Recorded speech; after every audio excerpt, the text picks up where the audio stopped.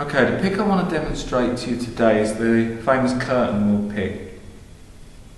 It's a classic pick, a bit fiddly to use. I think most people would agree that have used them, but with some practice it's well worth getting one because they work really well on British standard curtain locks with the anti-pick notches, the good ones, and it's a real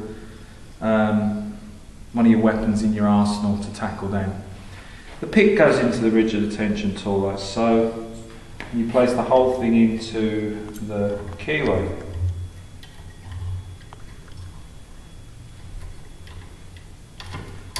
And you get a different gauge.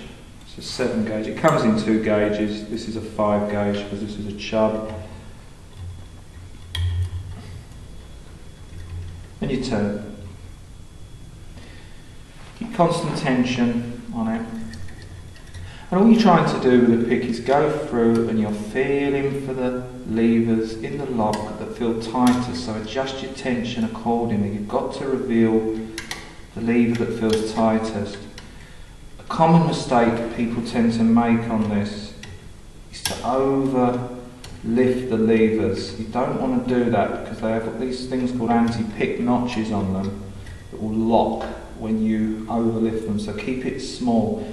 The analogy is a man crawling under a barbed wire fence. He keeps his head down, little movements. You just go through trying to lift them.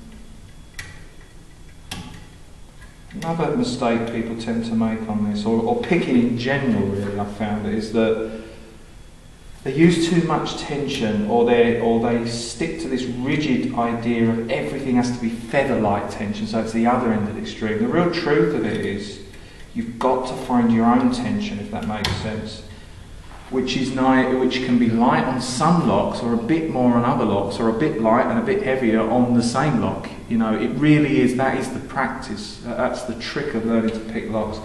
Now I've lifted all the levers, and if you come in square onto the lock, so it's picked. All you need to do then when you're using a curtain wheel pick is get the wire out, because if you don't and you open the lock, normally it'll work eventually, but you don't want to jam it up in there. So get the wire out, and as you can see then you just use the tension tool to pull the bolt back and it's open. Okay, so as I said, a really good tool for your arsenal. Involves a bit of practice, so do practice with it.